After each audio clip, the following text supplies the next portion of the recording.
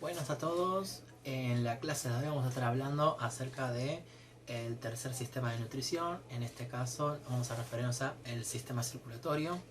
A diferencia de los dos primeros sistemas donde la intención principal era el ingreso de nutrientes, este sistema va a encargarse de transportar esos nutrientes a cada una de las células de nuestro cuerpo. Pero hay una situación problemática a tener en cuenta. El sistema circulatorio es un sistema bastante amplio y extenso, y por tal motivo vamos a dividir la explicación en tres partes. Vamos a estar hablando primero de lo que son los tejidos sanguíneos, me refiero a la sangre. Luego vamos a estar hablando de los vasos de conducción. Y por último, y no menos importante, vamos a estar hablando del corazón, quien impulsa a todo este complejo sistema.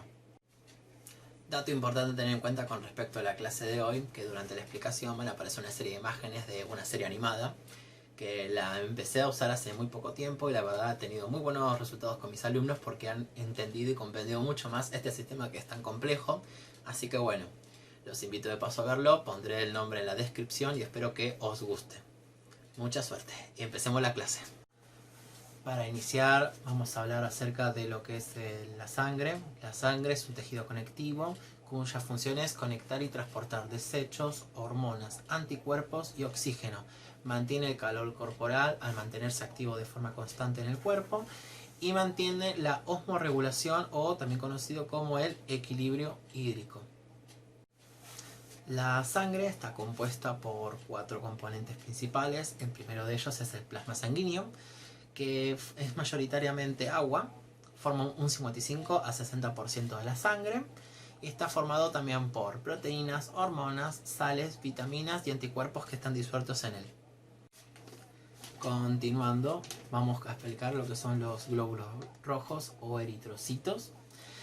Estos están en mayor cantidad en el hombre que la mujer. Tenemos entre aproximadamente 4.500 a 5.500 millones por milímetro cúbico en sangre. Los glóbulos rojos se encargan de transportar el oxígeno y nutrientes y el dióxido de carbono. Esto lo hacen gracias a que están formados por una sustancia química llamada hemoglobina, derivado del hierro, lo cual le permite tener una unión débil con los oxígenos y también le permite cederlos fácilmente a las células cuando van haciendo su recorrido a lo largo de todo el cuerpo. Los glóbulos rojos no poseen mitocondrias y por lo tanto no pueden generar su propia energía y por consiguiente son de consumir muchas sustancias derivadas de la glucosa, todo lo que sea dulce. Otra cosa a tener en cuenta de los glóbulos rojos es que estos pueden vivir aproximadamente hasta 120 días. Y el proceso que los forma, que es el proceso de hematopoiesis, es un proceso que va a darse en la médula ósea y va a ser de forma constante para renovar las células. Un dato importante a tener en los glóbulos rojos es que estos tienen una forma similar a lo que sería un salvavidas, bastante profundo el centro porque no tiene el núcleo. Pero hay un tipo de enfermedad muy particular que se llama anemia falciforme, en donde los glóbulos rojos, en vez de tener una forma redondeada, tienen una forma de luna, de media luna. El problema en este tipo de enfermedad particular de los glóbulos rojos es que no pueden recolectar demasiado oxígeno y encima de todo pueden hacer que bloqueen las venas o capilares sanguíneos. Al bloquearlas automáticamente tiende a dejar de haber flujo de sangre en esa zona e inclusive puede bloquearla.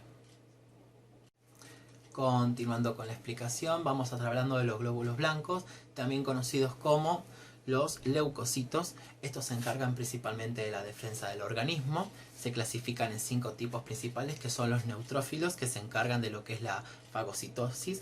Tenemos luego los basófilos y los eosinófilos, que se encargan de funciones relacionadas con lo que son las reacciones alérgicas. Luego tenemos a los linfocitos, que se clasifican en linfocitos B y linfocitos T, que son relacionados con las respuestas inmunes. Y no menos importante, por último, los monocitos, que dependiendo de su ubicación también pueden llamarse macrófagos y se encargan de las respuestas inmunes generales y fagocitan bacterias.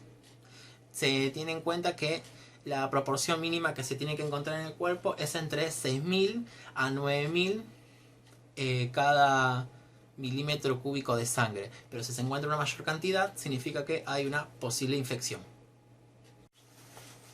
Por último, para hablar acerca de lo que es los componentes de la sangre, vamos a estar hablando de las plaquetas.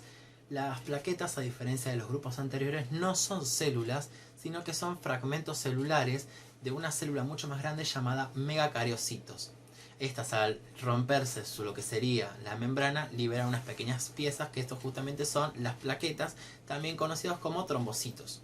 Cosas importantes a tener en cuenta: las plaquetas viven aproximadamente entre 5 a 9 días y la función principal es la coagulación sanguínea. El proceso de coagulación sanguínea, también llamado hemostasis, se divide en dos partes. En la hemostasis primaria, las plaquetas forman y utilizan una red de fibrina que se une a glicoproteínas y factores de coagulación, que son varios factores, y forma una extensa red que bloquea el sitio de la hemorragia. Luego va a ocurrir lo siguiente: la hemostasis secundaria, en donde para reforzar esa malla van a adherirse células sanguíneas, mientras que todas están adheridas, por fuera las células van a ir reparando la herida. Siempre le digo a mis alumnos que este proceso de coagulación sanguínea es un proceso en efecto dominó. ¿Por qué? Porque tiene que haber una serie de reacciones químicas para que ocurra la coagulación sanguínea. Si por esas casualidades, durante todo ese proceso, uno de los pasos falta, no puede ocurrir la coagulación sanguínea. He aquí el caso de los diabéticos, en donde uno de los factores de coagulación no funciona y por lo tanto ellos no pueden realizar la coagulación correctamente. Continuando con la explicación del sistema circulatorio, vamos a ir ahora a lo que son los vasos sanguíneos. Los vasos sanguíneos pueden clasificarse de tres formas. Tenemos las arterias, tenemos las venas y tenemos los capilares. Yendo en tamaño de mayor a menor vertiente, vamos a estar primero hablando de las arterias, cuya función es transportar sangre con altas cantidades de oxígeno. Estas arterias son grandes, elásticas, musculares y tienen tres capas principales, que son el endotelio, la túnica media y la externa. Estas lo que van a permitir es el hecho de que la sangre vaya a favor de la gravedad, cayendo rápida y estrepitosamente. Por otro lado, luego tenemos las venas, que son los vasos de retorno de la sangre, pero esta no posee oxígeno, posee una alta concentración de dióxido de carbono y por lo tanto va en contra de la gravedad. La sangre que circula por aquí va a una menor presión, pero una cosa interesante es que en las venas hay unas pequeñas estructuras llamadas válvulas, que lo que evitan es que la sangre, cuando por cada latido, la sangre baje. Entonces cada latido va a hacer que suban un nivel más, y un nivel más, y un nivel más. Estas válvulas lo que van a hacer es impedir lo que se conoce como reflujo sanguíneo, en donde la sangre podría retornar para atrás. Piénsenlo como las góndolas del supermercado. Cuando vamos a pasar, se abre una barrera para que podamos pasar. Pero si queremos ir para atrás, la barrera no va a abrirse para el otro lado. Tenemos que dar toda la vuelta y salir del supermercado. Mucho caminar. Pero bueno, y por último, y no menos importante, los más pequeñitos, que son los capilares, que tienen una sola capa de célula, que es el endotelio, y una capa de tejido. Se realiza en ellas lo que se llama el intercambio gaseoso. La capa delgada facilita la difusión de estos pequeños gases. Son los vasos de intercambio o difusión. Hay distintos tipos. El capilar defenestrado, que son del riñón, capilares sinuroideo, que son del hígado, y el capilar continuo, que luego de eso va y se abre de vena a arteria. Para ir completando esta explicación del sistema circulatorio, vamos a estar hablando de el órgano capaz de poder impulsar a la sangre. Me refiero al corazón. El corazón es un órgano completamente autónomo. Está formado por dos aurículas y dos ventrículos, separados por lo que se dice un tabique. Y está formado por tres capas principales. Primero y principal, el pericardio, el cual envuelve a una estructura llamada epicardio. Luego tenemos el miocardio, o el músculo cardíaco. Y por último, no menos importante, tenemos al endocardio, que recubre internamente al corazón. El corazón también tiene dos válvulas, una válvula llamada de tricúspide, que está del lado derecho, y una válvula llamada bicúspide, que está del lado izquierdo. Cosas importantes a tener acerca del corazón. El corazón tiene, desde la aurícula derecha, tiene una vena llamada vena cava, que desemboca en el ventrículo derecho, y el ventrículo derecho tiene una arteria llamada arteria pulmonar.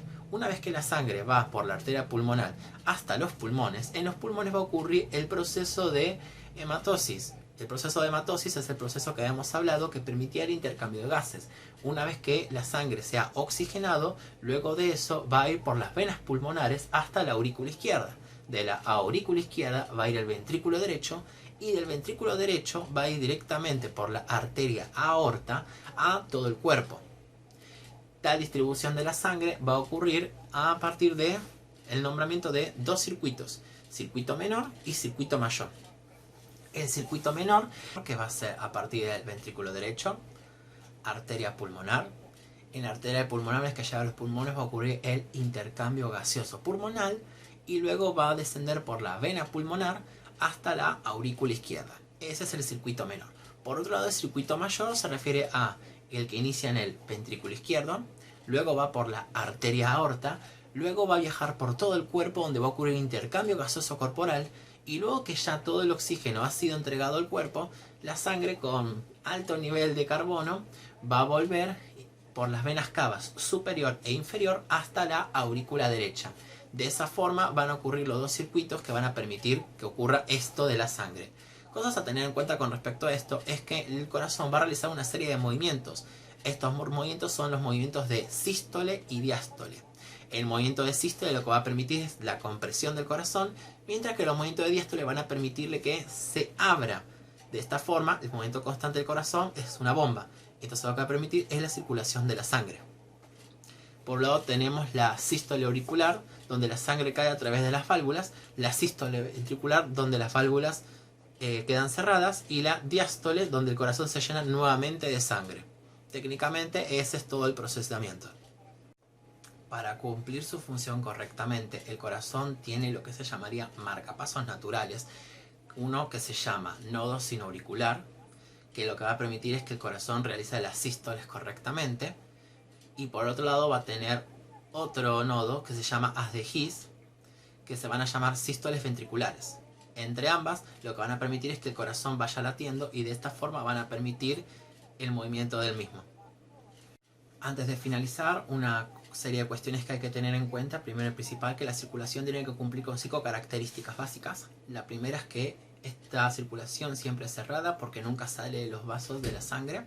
La segunda, que siempre es completa, porque no hay una mezcla entre la sangre oxigenada y carboxigenada gracias al tabique intermedio que hay. Tercero, que es doble, lo que significa que tenemos un circuito pulmonar o menor, y tenemos un circuito sistémico o mayor. También se tiene que tener en cuenta que, cuarta característica, esto es permanente. Y último, no menos importante, es vascular.